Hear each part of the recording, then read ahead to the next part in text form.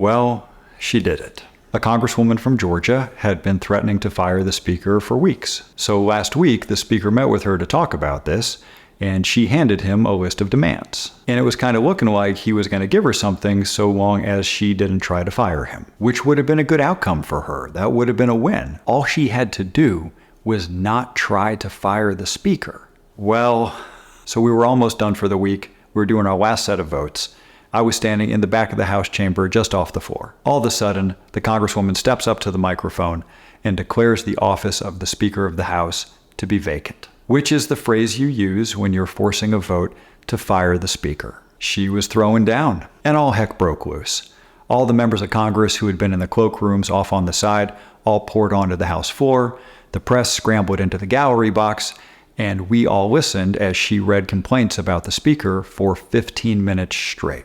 That he worked with the minority party to pass a budget, that he fully funded the Department of Justice over her objection, that he allowed the vote to expel George Santos. What I can tell you as someone who was in the room is the way she did this was designed to be as unappealing as possible to the rest of the House. Her timing, her list of complaints, the language she used, it was all about pushing everyone else away. She wasn't trying to win.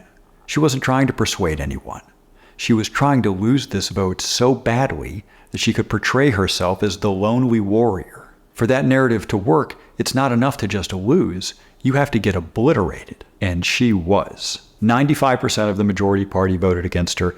85% of the minority party voted against her, which means they voted to save the leader of the opposition. Why would they do that? Because everyone is sick of this. It's an elaborate media stunt which solves nothing. And the idea of letting her fire another speaker just to spin the chaos wheel again was so deeply unappealing that it took a House of Representatives which has agreed on almost nothing and united us around saying no to that idea. With any luck, so conclude the speaker wars of the 118th Congress. Keep you posted.